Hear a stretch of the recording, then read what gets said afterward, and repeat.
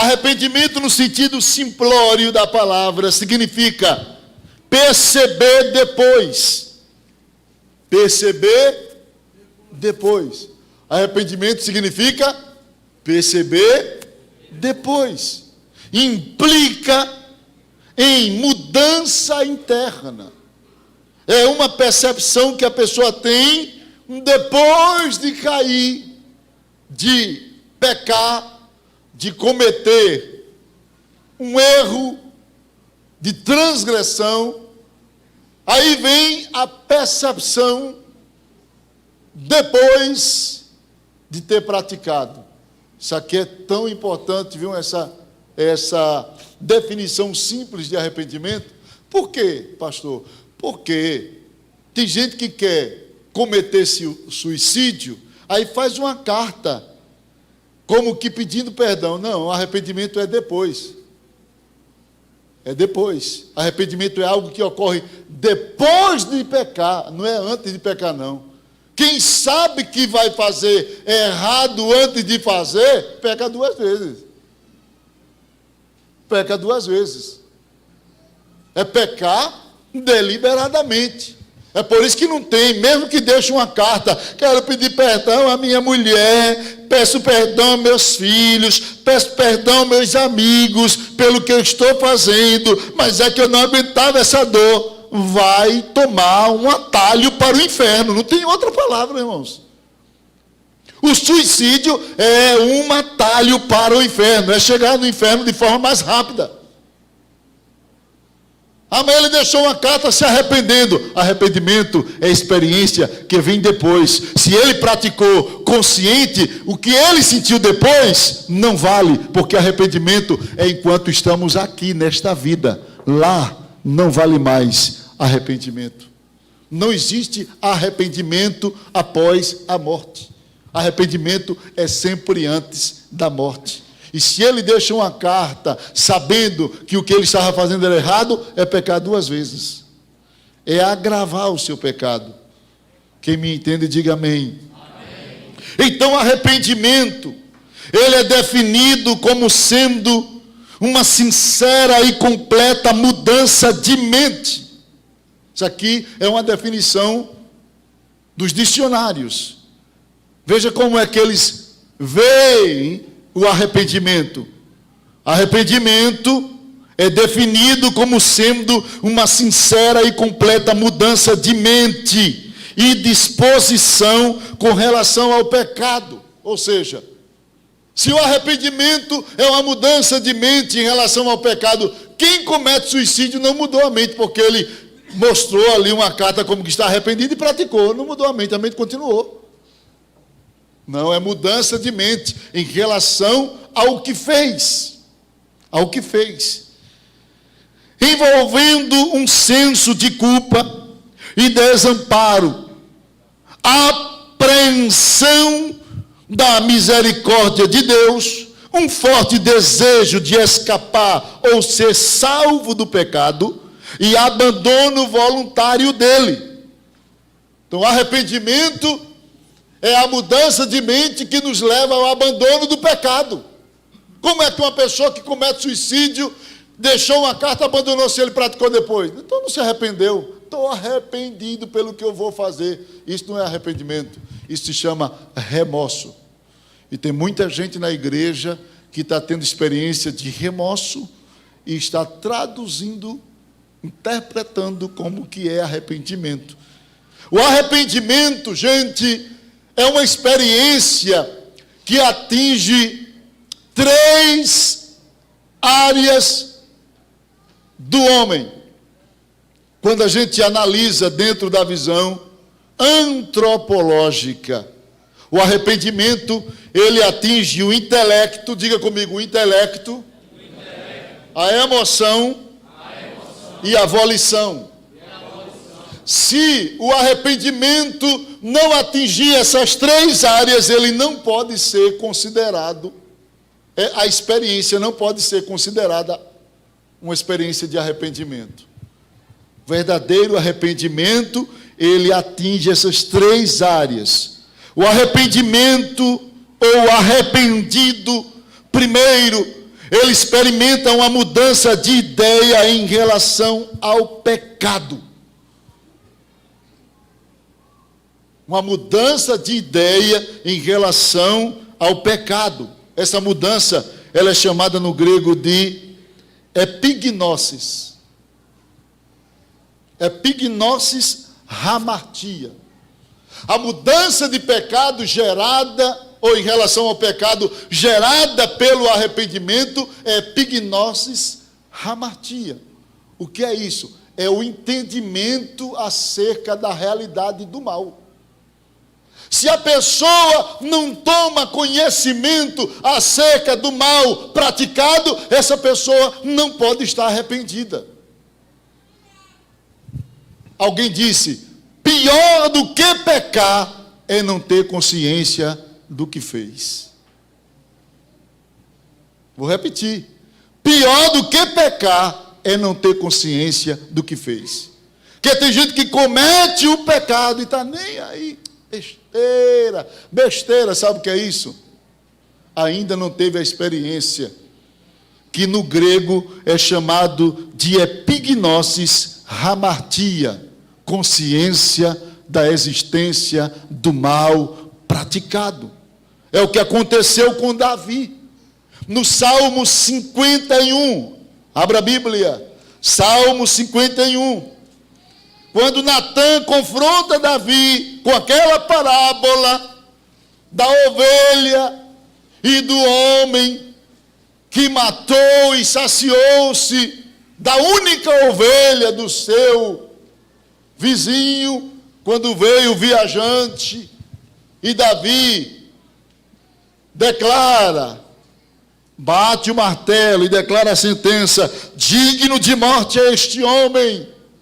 E isso se referia ao pecado de adultério que ele cometeu com a mulher de Urias, e também com a carta que ele enviou pelas mãos de Urias, pedindo a Joabe para colocar Urias na linha de frente da batalha, para ele ser logo morto, alvejado.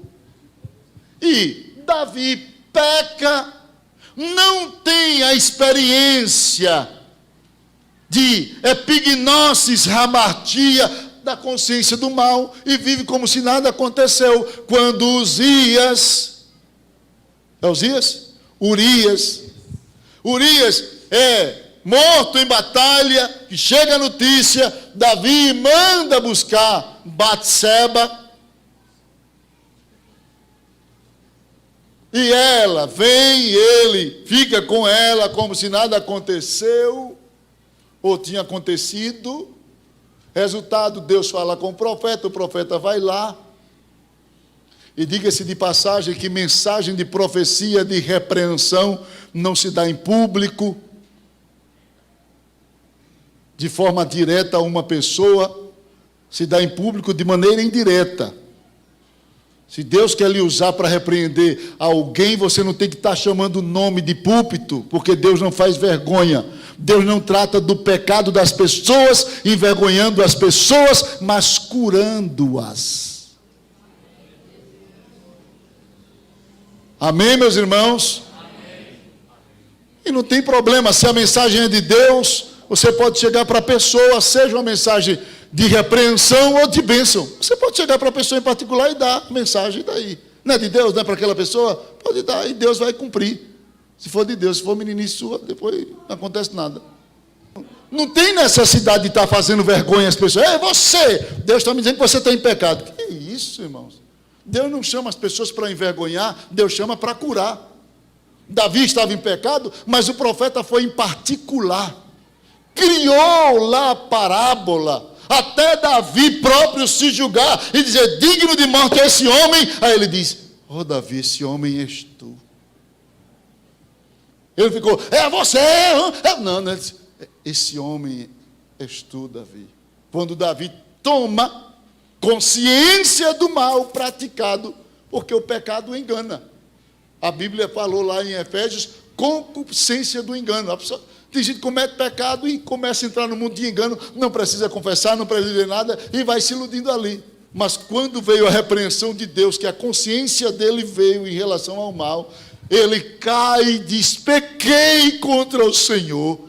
Aí vem o Salmo 51, e ele grita e diz: compadece-te de mim, ó Deus, segundo a tua benignidade, segundo a multidão das tuas misericórdias, apaga as minhas transgressões, lava-me completamente da minha iniquidade e purifica-me do meu pecado, pois eu conheço,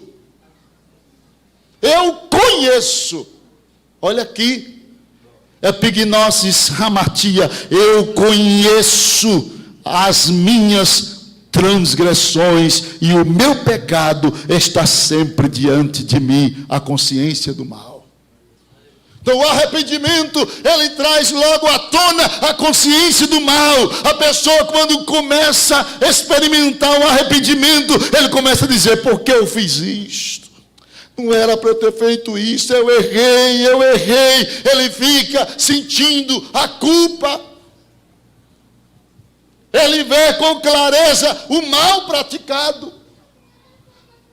Isso é o primeiro processo do arrependimento. Atinge primeiro o intelecto.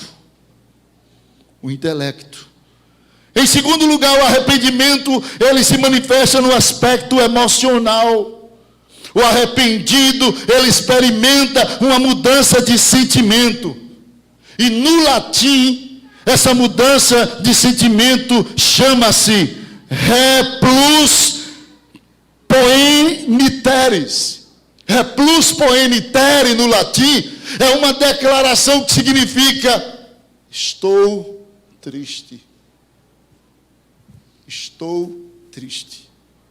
Fiquei triste. Me sinto triste. Replus poenitere é traduzido como ficar triste de novo. Aí você vai lá para o Salmo 51. Você vê que o pecado, quando ele é consciente, ou quando a consciência dele vem, automaticamente o homem percebe a ausência de alegria. Aí Davi diz no versículo de número 8 do Salmo 51, versículo 8: faze-me ouvir júbilo e alegria, para que exultem os ossos que esmagaste. Ele está dizendo: oh, como eu estou sem alegria. Versículo de número 12, ele diz: restitui-me a alegria da tua salvação. Eu quero sentir alegria de novo, porque o arrependimento leva-nos a uma dimensão de tristeza.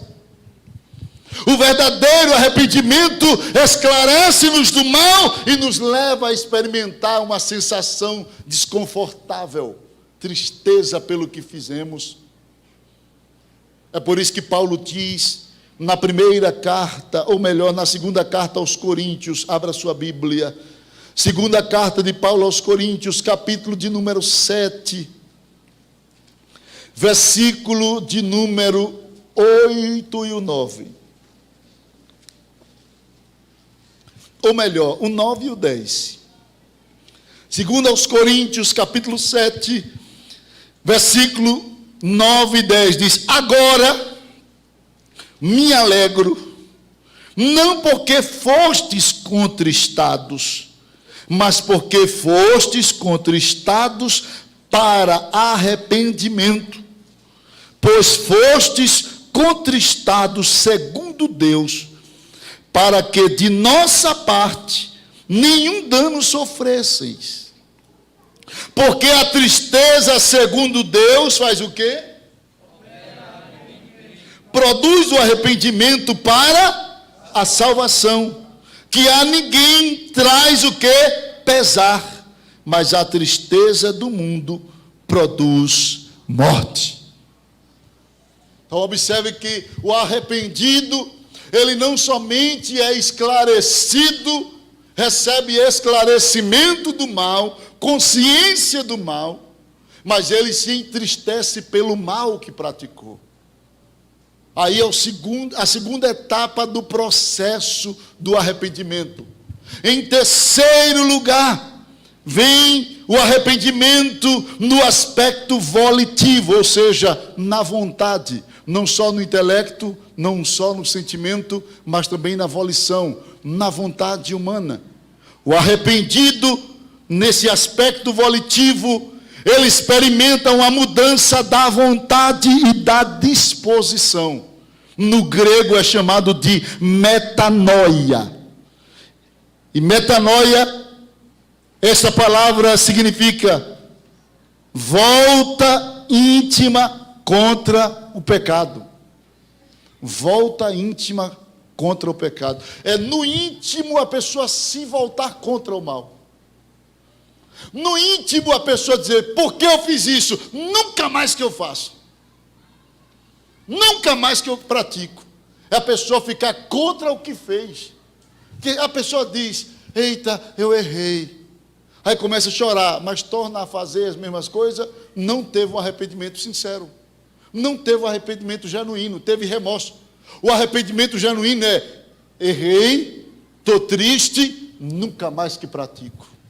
Nunca mais que eu faço. Não concordo com o que eu fiz. E se alguém fizer, sou contra ele também. Não concordo com o que foi feito. É a pessoa se voltar intimamente contra o pecado. É chamado de metanoia. Então observe que o arrependimento atinge essas três áreas: o intelecto, o sentimento e a vontade, ou a volição. Se não houver essa mudança, fica difícil. Se você quiser textos, você vai ler dentro de Epignosis Hamartia, você lê Romanos capítulo 1, ou melhor, Salmos 51, versículo 1 ao 4.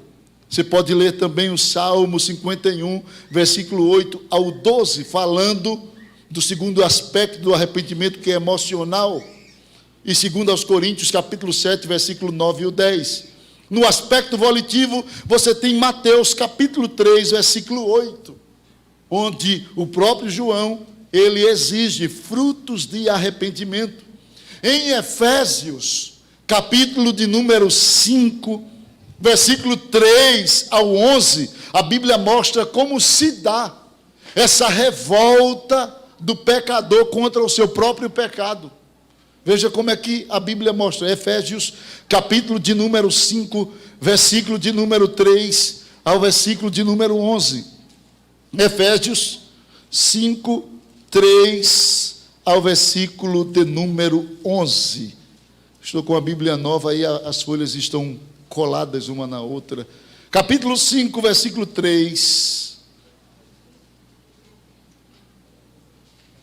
Diz assim a palavra do Senhor: mas a impudícia de toda sorte de impureza ou cobiça nem sequer se nomeie entre vós, como convém a santo. Pode nem ter essas palavras podres no meio do crente. Nem conversação torpe, nem palavras vãs, ou chocarrices, pessoas que riem demasiadamente, como anarquistas, coisas essas inconvenientes, antes, pelo contrário, ações de graças. Sabei, pois, isto: nenhum incontinente ou impuro ou avarento que é idólatra tem herança no reino de Cristo e de Deus. Ninguém vos engane com palavras vãs, porque por essas coisas vem a ira de Deus sobre os filhos da desobediência. Portanto, não sejais participantes com eles, pois outrora eres trevas, porém agora sois luz no Senhor. Andai como filhos da luz, porque o fruto da luz consiste em toda bondade e justiça e verdade, provando sempre o que é agradável ao Senhor, e não sejais cúmplices nas obras infrutíferas das trevas, antes, porém, reprovai. O crente, ele nem pode praticar, nem pode concordar com quem pratica o pecado. Isso aqui é metanoia. Isso aqui é o arrependimento na vontade. A mudança de vontade e disposição em relação ao pecado. E essa mudança ocorre no íntimo. Lembre-se de que arrependimento tem a ver com mudança interna. Mas Pedro falou do arrependimento e falou de que mais? De que mais? Conversão. Ele disse: arrependei-vos e convertei-vos. Então a verdadeira regeneração, ou a regeneração, ela é verdadeira quando há também conversão. Conversão, a palavra do grego, chamada epistrefo, significa voltar-se, virar-se, e implica em mudança externa. Enquanto o arrependimento, ele tem a sua operosidade dentro do homem, mudando o homem por dentro, a conversão muda-nos por fora. Ela leva-nos a tomarmos de forma externa outro rumo. Quem ia tomar cachaça, agora vem para a igreja adorar. Quem se vestia de forma provocante na sua sensualidade, agora tem pudor, tem vergonha, se cobre. Amém, meus irmãos? Quem falava palavras torpes, que traduzido é palavra podre. Quem falava palavra podre, porque tem gente que tinha um hábito de falar palavra podre, irmãos. Ele não dava duas palavras com a pessoa que já dizia uma pornofonia. É porque não sei o quê, aí já tinha pornofonia.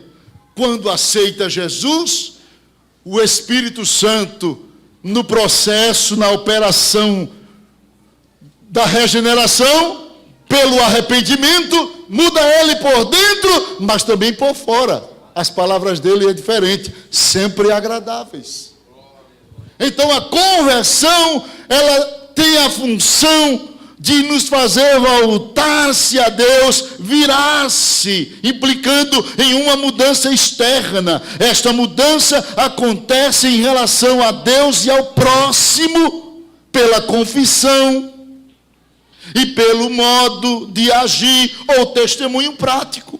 Mateus 3:18, Lucas capítulo 15, versículo 17 ao 21, quando o pródigo, ele se arrependeu do que fez, ele não ficou lá, eu estou arrependido, não era para eu ter feito aquilo com meu pai, ele não ficou com os porcos, ele disse: levantar-me-ei, irei ter com meu pai. Isso é conversão. O arrependimento convenceu ele do mal que ele praticou, promoveu tristeza pelo que ele praticou, operou na vontade dele para ele ter outra disposição. Em vez de ter a disposição para ficar, ele agora diz: vou me levantar. Aí a conversão diz: volta para a casa de teu pai, volta. E lembre-se de que o caminho de volta é muito mais difícil do que a partida. Quando ele partiu, ele tinha animais se moventes, quem sabe um camelo, um cavalo, um jumento. Ele saiu cheio, pomposo, belo, bonito. Agora ele tinha que percorrer o mesmo caminho a pés. A pés. Sem aquela aparência bela. Estava cadavérico, com fome, feio, horrível, moribundo e mulambudo. Mas quando o milagre acontece da regeneração, que a pessoa se transforma, pode ser o que for, o caminho pode ser distante como for, dizer: eu vou voltar para meu pai, eu não fico aqui. Não importa a dificuldade, se houve arrependimento e se há conversão, a pessoa volta ao pai. E volta decidido: se eu não tiver os mesmos privilégios, eu quero pelo menos ser um trabalhador, um empregado, mas eu prefiro ficar com ele como empregado do que viver aqui. Aleluia.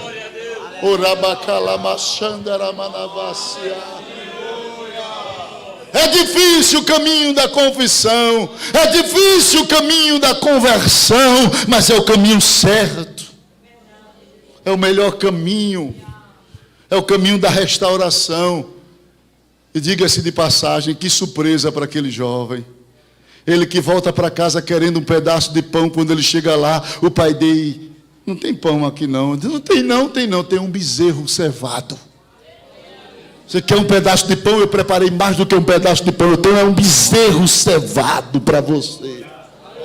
Você veio pensando que vai ser empregado, você é filho. Mudem as vestes dele, coloque sandália, anel, anuncie, vai ter celebração, vai ter festa. Meu filho voltou, ele estava perdido, mas é o meu filho, e ele voltou, e vai ter festa. Deus tem surpresas para aqueles que se convertem de coração. Deus tem coisas extraordinárias.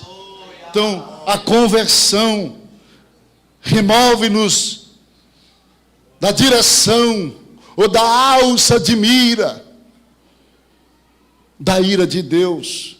Arrependimento e conversão gera em nós novo nascimento. Novo nascimento nos tira da posição de condenados e coloca-nos na posição de privilegiados. É Jesus que faz isso. Nenhum de nós merecíamos estar aqui, irmãos. Nenhum de nós merecíamos estar aqui, irmãos. Nenhum de nós tínhamos esse mérito de estar aqui. Jesus não olhou e viu em nós, não foi virtude, ele viu que nós éramos pecadores.